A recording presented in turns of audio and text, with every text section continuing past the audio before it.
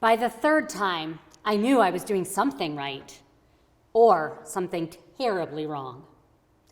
I hope you're having as good a time as it looks like from your pictures, someone recently said.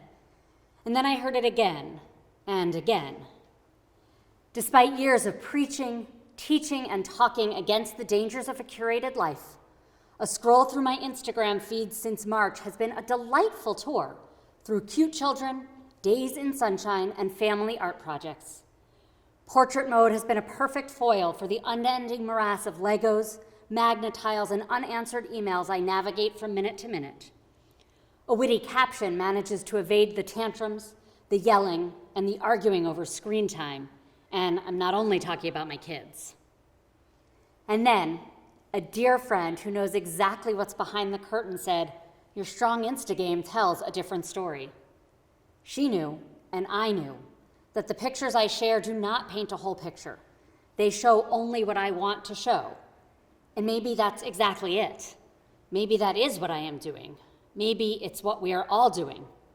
Because if we tell the story the way we want to, maybe it will also end the way we want it to as well. Like others of a certain age, I grew up with choose your own adventure stories. If you never read these, the title serves as an explanation. These were books where you, the reader, decided the outcome of the protagonist's story. At various intervals, you, the reader, would be given a choice, A or B. And each set of choices would lead to another set of choices, and eventually to one of many possible endings. You could read the book multiple times and attempt to reach alternate endings by making different choices each time. Or, if you were like me, you'd start from the ending and figure out what choices you needed to make to get where you wanted to be. Each and every one of us has played this game. We live our lives by making the choices that we think, we hope, will bring us to where we want to be.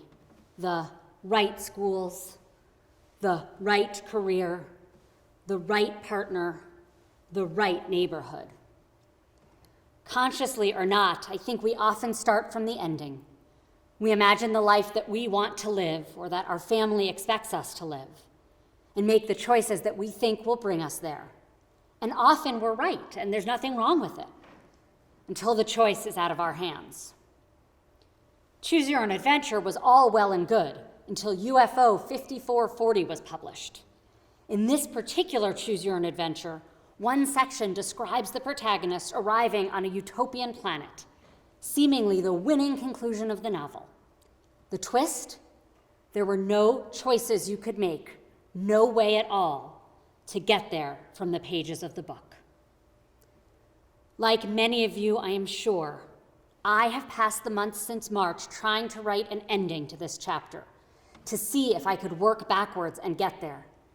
Each time the landscape changed, each time we felt another loss, another disappointment, I felt lost, not knowing what choice I could make to reach my desired outcome. It feels like there is nothing we can do, no choice we can make to get where we want to be. That certainly feels true of this Choose Your Own COVID adventure. But the truth is, that's life. Maybe you started treatments, hearing the odds and not knowing on which side you'd fall. Maybe you wondered if your family would still love you when you lived your truth about who you are and who you love. Maybe you went on date after date after date not knowing if you'd have the family you'd always imagined. We don't need a pandemic to know how it feels to be unsure of the ending, to wish we had a crystal ball, to have only the faintest hope that we'll reach the ending we desire. We don't need a pandemic to feel stuck in the middle.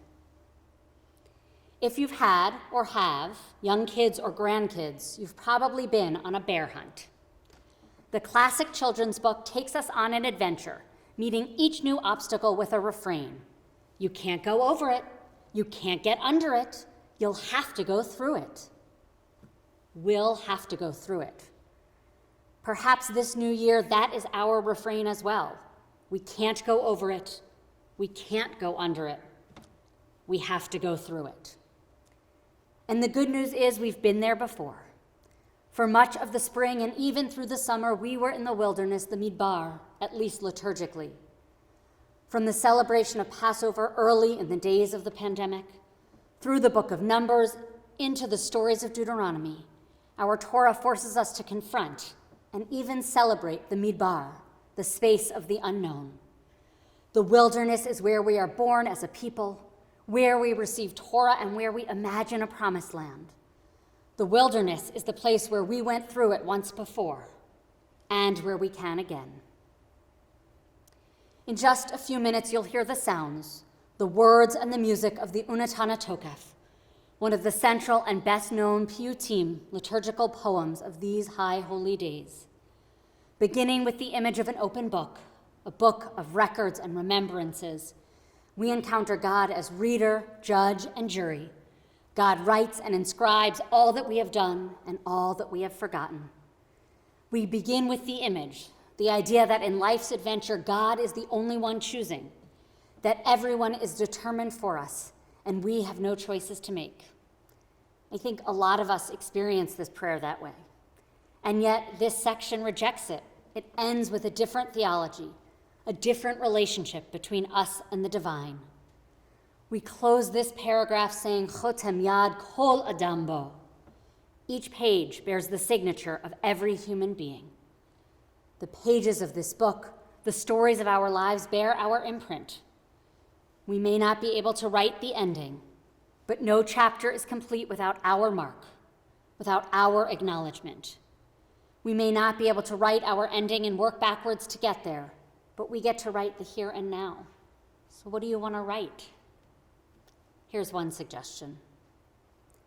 Our prayers, each and every section, each and every time, end with a blessing for peace, for shalom. This is the ending from which we, collectively and individually, should work back. Not the right school, not the right house, not the right job, but wholeness.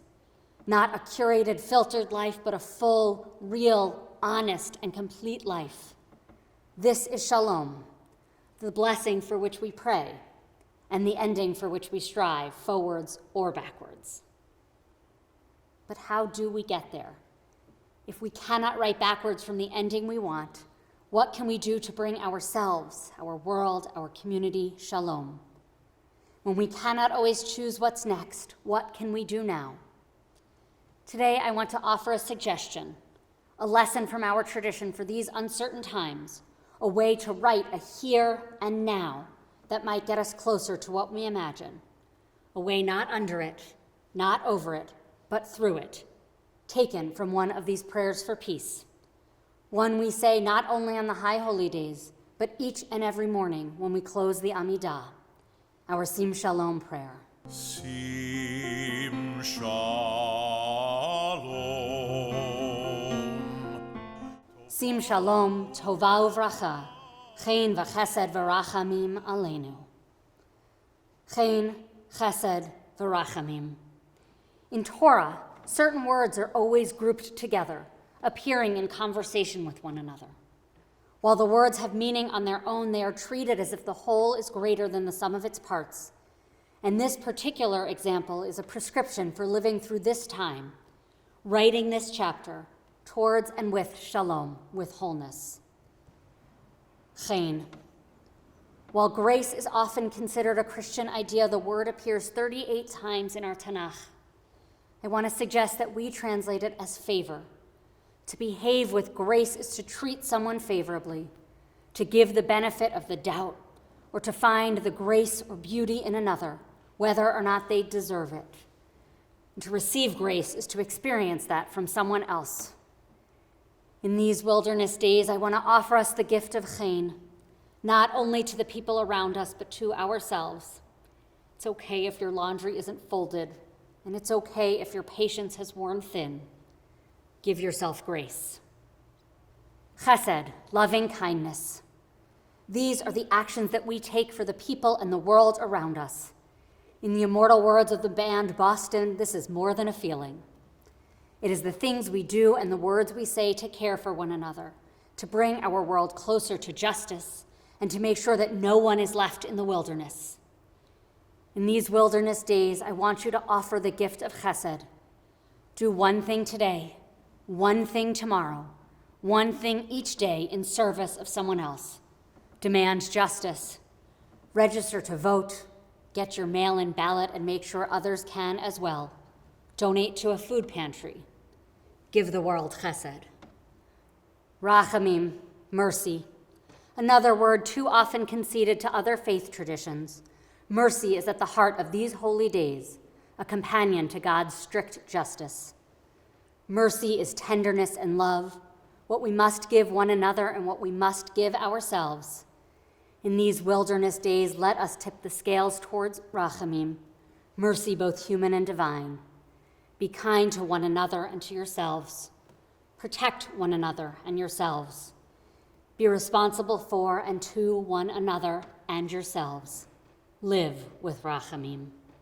In our liturgy, Chen, Chesed, and Rachamim are gifts bestowed upon us. But what if instead they were the tools we use in our life, in our work, in our homes, in our community?